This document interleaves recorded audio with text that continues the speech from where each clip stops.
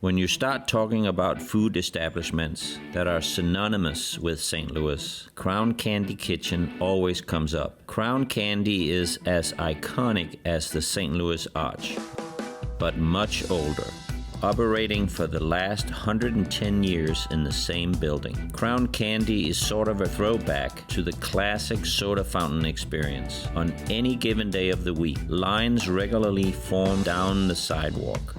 Sandwiches, bacon and otherwise, milkshakes, homemade ice cream, and all manners of candy are popular orders here. All of that sounds great to me, but after learning that Crown Candy has been in the same family since the beginning, I want to get to know the jerk who runs it.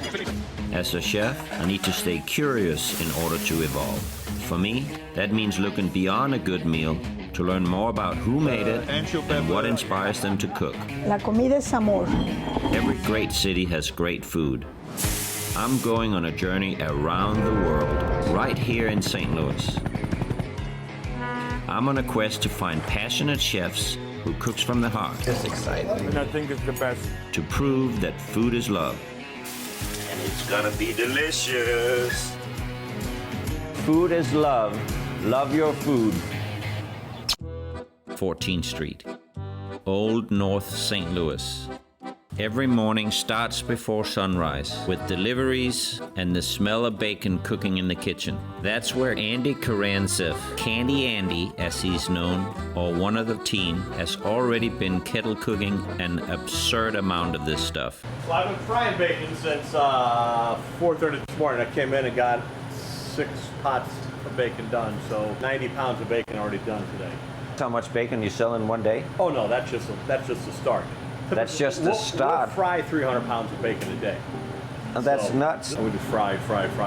So is that for the BLT? Yeah, this is what 15 pounds of bacon looks like after it's been fried up. I can't wait to see the system you have to get this out of the box and in there quick.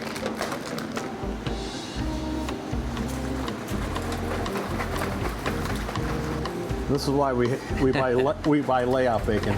Yeah, I can tell. If it was slab bacon, I'd lose money with my employees having to pull this bacon apart all day long. Even after cooking so much through the years, Andy hasn't become immune to the lure of bacon. I don't know anybody who doesn't like bacon. Right. I will probably have, on a typical day, before noon, probably 10, 12 pieces of bacon. It's tough to walk by that thing right correct. there without Fresh, reaching in. fried bacon. Yeah, there's nothing better than that. And then if they cook it too crispy, that's my downfall. I love crispy bacon. Okay. So it's like, oh my God, they overcooked the bacon. I'm a little bit upset because you overcooked the bacon. Yeah. And I'm also a little bit like, oh, this is overcooked bacon. Perfect. Yeah. Do you know how much bacon you go through in a year? Yeah, we go through about 23 to 24 tons of bacon a year. Tons. Yeah, that's unbelievable. It is. My heart just like did a double tick. Andy's grandfather was a Greek immigrant who brought his skills as a confectioner with him and opened Crown Candy in North St. Louis in 1913. Family business. You've always got a job, but you've always got a job. 6 o'clock in the morning I come to work, and if I'm here for 8 hours, 10 hours, 14 hours, it's just what I do. Yeah. You know, that's what my father did. My father worked 6 days a week. He worked 13 hours a day. I hardly ever saw him because he was always here working. Yeah. My grandfather was the same way. My dad said that he just worked all the time.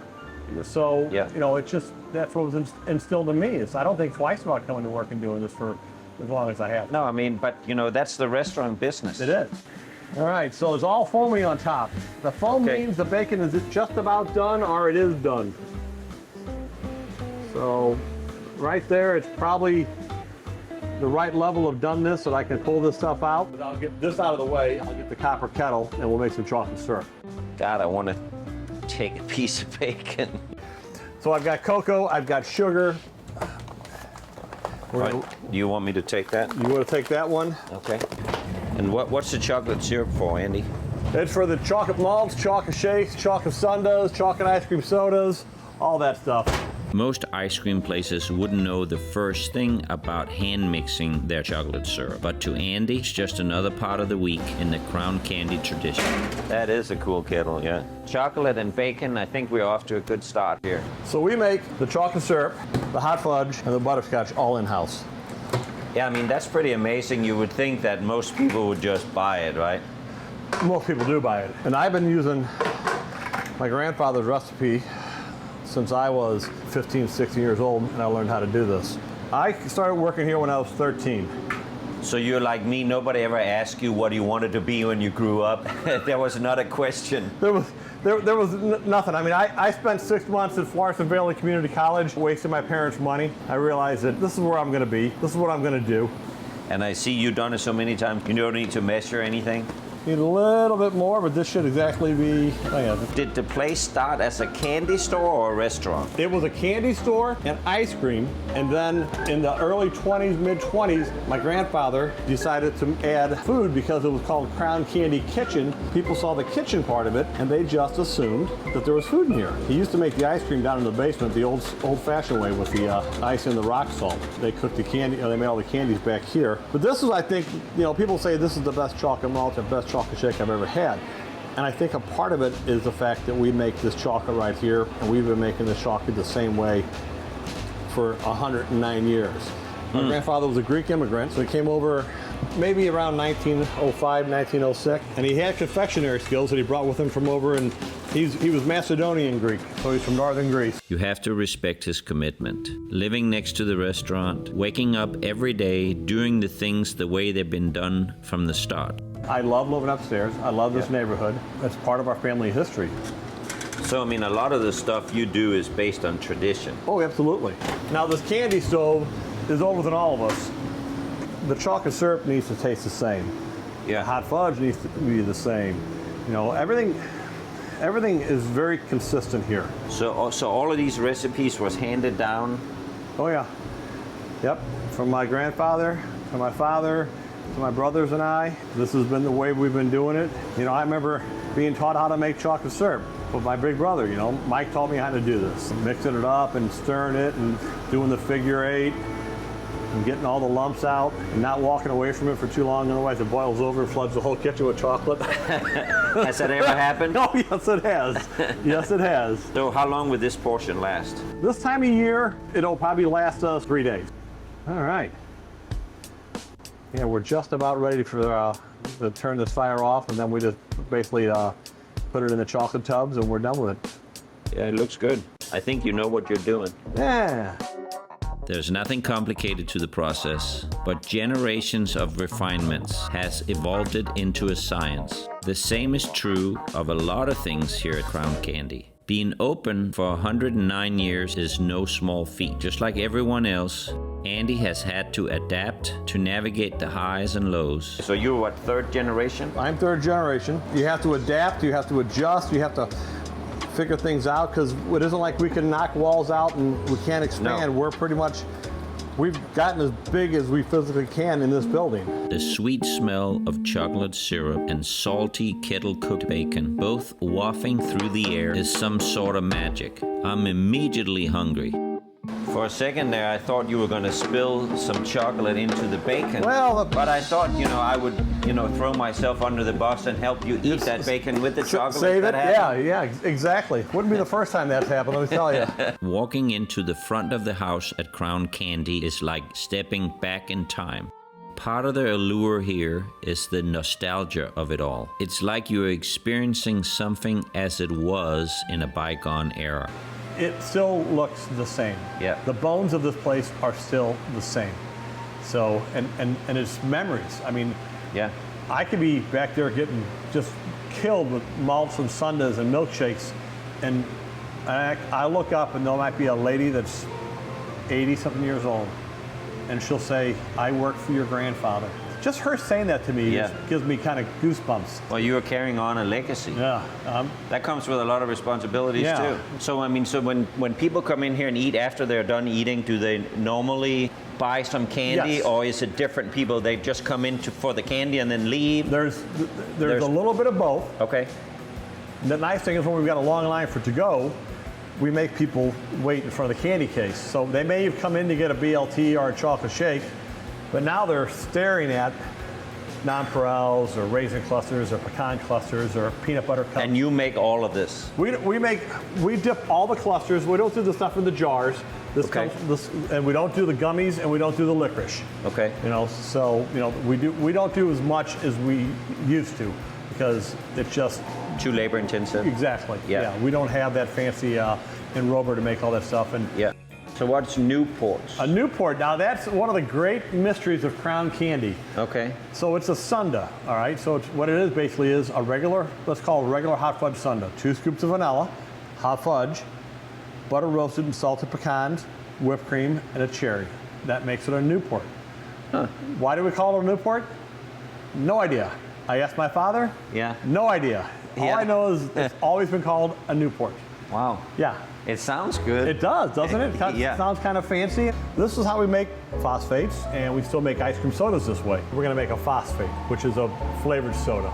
A phosphate? A phosphate. Okay. All right, so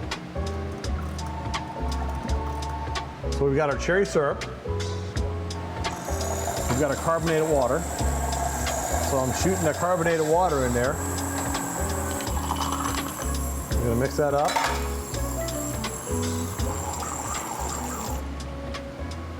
So that would be a cherry phosphate. But that's how they used to make all the sodas. It was syrup, it was carbonated water, ice, and then you had your soda. These arms are typically tighter, Yeah. and you have to jerk it to get the water to come out. So hence we were called soda jerks. Okay. Yeah, so it's like when I It's- tell people I'm a jerk all day. Yeah. The doors here don't open until 10:30, but there's already a line forming outside. Well, this is it now. Everybody's getting busy or everybody's getting ready. This is Denise. Denise has been here since when you were 15. That's the magic number. And what are you, 16 now? The neighborhood is much more part of who we are every day. The local support, especially since the pandemic, has been overwhelming. We used to be 20% local. When I say local, let's call it 5-7 miles around us. Yeah. And then the other 80% was downtown business people, warehouse people, people from outside of the area that came down and supported us. It's probably 50-50 now, if not more, 60-40 to the locals taking care of us, the neighborhood people coming in and supporting us.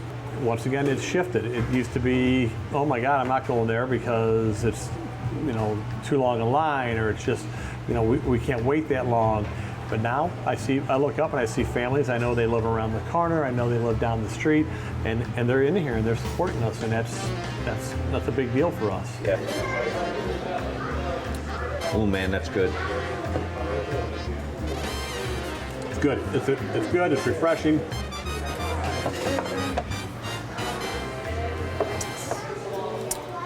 Oh my. Do you need anything or? Thank you, Emma. Wow. That is a lot of bacon. Yeah. I love our Reuben, the sauerkraut, the Thousand Island, you know, the marbled rye from Fazio's. It's just my favorite sandwich. Well, And I couldn't come up here and not try the BLT, you know? 100%. Yeah, 100%.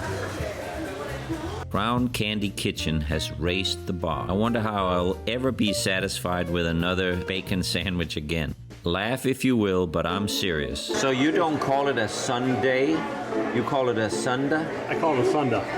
Okay, why is that? Is that a... It's just the way I've always said it. You know, Okay. I tell people you go to church on Sunday, Okay. and then you go have a sundae. All right. Yeah, well, it makes sense, right? Right. Yeah. So, Okay, so the fire chief, chocolate, strawberries, bananas, salted pecans, salted cashews, whipped cream, and a cherry. I love the pecans. that is good. Topped off with the milkshake. I would need a place to nap soon. When you've worked in a place as long as Andy has worked here, you become an expert at every part of the job. This is the chocolate room. And here, that includes a tradition handed down from the very beginning, making candy by hand. Oh, here's a chocolatier, I see. She's a candy packer. She's a packer. So all the half pounds, the 1 pounds, the 2 pounds, she's the one who restocks all those, packs up the Oreos. How much chocolate do you eat in a day? You have your fingers up here. Don't tell me you don't like... No. Oh, that looks awfully good. Maybe one piece. So this is like a mixed... This is like an Mixed, assorted. These assorted, are yeah. half pounds assorted. The quiet of the candy room where Andy makes handmade chocolates is a stark difference from the bustle of the dining room. It's the first chocolate machine my father ever bought. Before that, they used to work out of a double boiler. You know what kind of hammer this is? No? It's a cobbler's hammer. This is what shoemakers, this is the type of hammer they use. Okay. Do you want to know how old it is? I have no idea. My father's had these things forever. Wow. So this is one of these things that, this is the hammers we've always used. So,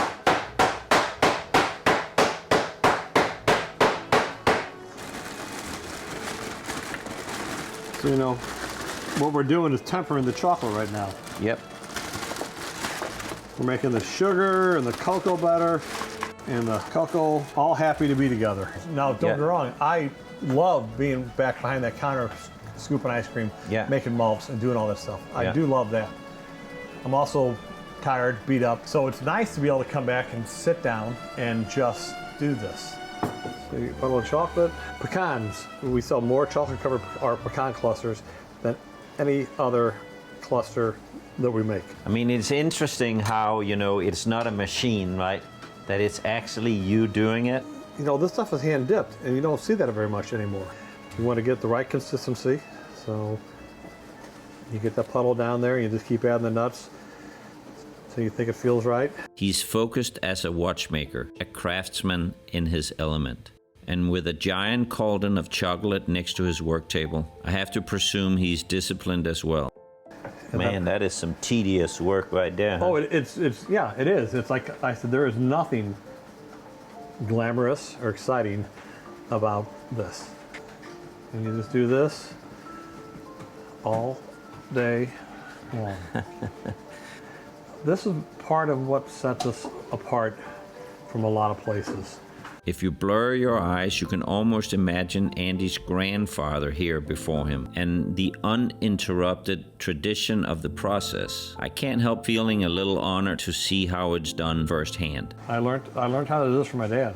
You know, I mean, I helped him for years, you know, doing all this stuff, and then, you know, as he got older, you know, and we got busier, you know, he was the only candy dipper at one point, and then I started helping out. How many times have you contemplated how you can do this faster and better? You know what? Never. No. Never. I mean, this is one of those things where I don't ever want to change the way I do this. This is, like I said, this is very cathartic for me. But yeah, this is it all day long. You know, this is You're still having fun after all these years. Yeah. Yes. It seems quiet in here now, almost peaceful, but you wouldn't want to be in the way when Easter comes. Easter bunnies, 4,000 pounds of milk chocolate for Easter bunnies. Maybe 300-400 pounds of dark chocolate for Easter bunnies.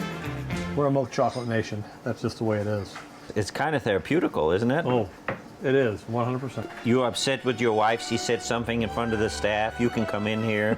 By the time you're done with 10 of these, you've forgiven her. Yeah, but you just have to switch that around, because usually I'm the one who's in trouble. Okay. Having a female perspective in our world, which was dominated by my father and my brothers and I, it's definitely changed the way we do business, which is for the better. Much for the better. So. And you're not saying that just because she's standing right here? Oh, no, I will tell anybody this. I'm the Flintstones. I get excited when I see fire. Yeah. She's the Jetsons. She has a computer and knows how to use it. So this is the office, and There's a lot of history in here. this is all the stuff that my father drove all over God's green earth to find. He would collect anything and everything. So, I mean, Crown Candy, where did that name come from? My grandfather didn't want to put Karandzieff candy up in a neighborhood where everybody would know that it was a Greek place and it wasn't a Greek neighborhood.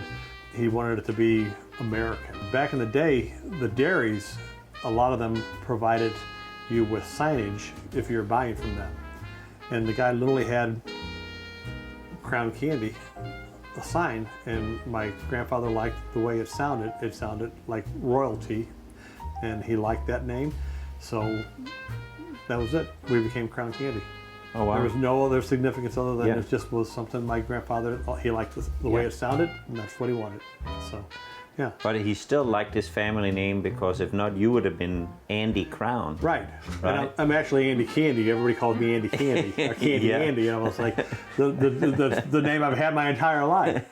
I'm sure the neighborhood has changed a lot over the years here too, right? Yeah, well, it has really gone through a lot of different transitions, you know, a lot of different ups and downs. There are some good things happening, Yeah. but there's a lot of stuff that's just not happening right now. People still come here regardless. But that is a testament to what my grandfather, my father, and my brother, and myself, we've built this business, this institution that people come from all over. Yeah. Whether they're coming from St. Charles County, coming from Illinois, coming from Iowa, from Arkansas. So we still draw people from all over. People always want to kind of say, oh, there's nothing to do in the city. Well, there is. And especially in our city, we're kind of an anchor for this whole neighborhood, you know. Yeah. And that's why my father always said, this is our home, this is where we belong. Once a bustling and vibrant neighborhood, the Old North has its own character and history, separate and related to the city. Yeah, this is 14th and St. Louis Avenue. This is the heart of Old North St. Louis. Over time, changes in politics and population, and an interstate to name a few things, cut the Old North off from the rest of St. Louis. 15 years ago, most of these buildings were boarded up. Wow. They looked awful. There was nobody in them. And people would come to Crowns, they get out of the car and they go, oh, let's take a walk across the street. And they would get about here, and they'd look around and they're like, well, there's nothing to see here. And they'd turn right back around and they would just get in their cars and leave after they had their ice cream or their BLT. You had people leaving the neighborhood, you lost your foot traffic, you lost your base, and they folded up shop and just, went out of business or moved someplace else. A work in progress. Its days as a walking mall might be behind it now, but the charm is still here. You can see its potential, and according to Andy, there are positive signs everywhere in the neighborhood. 20 years ago, I didn't have any neighbors. 20 years ago, I heard people getting out of a car. I'm like, who are those people? Where are they coming from? And what are they doing down here? You know? And if they weren't coming to Crowns, why were they here? Now, now I got neighbors. We got kids on the block. It's a different feel. Andy's commitment to the Old North location is undying, and Crown Candy has stood the test here throughout the best and the worst of times, all the while providing a positive reason for people to come to the neighborhood, like a lifeline of sorts. It's such a cute neighborhood here, all these little buildings. I mean, I kind of like it. At the end of a long day, Andy retreats to his home next to Crown Candy Kitchen, relaxing with a good cigar. It's a nice balance. The weather is pleasant and the conversation is easy. So how did you get into cigars? My father was a cigar smoker. So, and he was a cigar smoker. He'd come to work, he'd have a cigar in his mouth driving to work. He didn't smoke fancy cigars, he just smoked cigars. Yeah. So I've always been around him my entire life. I try to smoke one cigar every day after work. Yeah. Get done, wind down. With a 100-plus-year-old restaurant and a daily regiment of bacon, chocolate, and cigars, I'm starting to think that Andy has it all figured out. It's funny how all these roads lead to right here, right now. Yeah. So. Well, there is no such thing as a chance meeting in life, I think. So here's to cheers. Here's to friendship. Crown Candy has been an enduring gift to the Old North, but for Andy, it's not just the happy faces or the nostalgia that he loves. This is his legacy. I'm taking away a deeper respect for Andy. There's a lot of people claiming to keep traditions alive, but few who are doing it to the level that he is. In a way, he's no different than a curator at a museum, keeping a part of the past intact for today's generation to experience. Only for Andy, the stakes are higher. I've been doing this for 45 years now. Every day I get up and every day I come down here and I walk through these doors. I'm sometimes overwhelmed with the responsibility that I have with this business that I'm in charge of. Yeah. And other times I tend to take it all for granted because this is something I've been doing my entire life. It's a fine line I walk sometimes. Sometimes it's like, this is great. I can't believe I'm so lucky. And other days it's 4:30 in the morning and here I am frying bacon. You know? But no, I love it. Just keeping a restaurant running is a lot of responsibility. Here's the bacon, toasted almonds, crushed heath, bar lightly with this coconut. But I get a sense that Andy is capable of bearing it all pretty easily for one simple reason. His heart is in it. Food is love. Absolutely. It's a chocolate bacon coconut almond bar, crown candy style.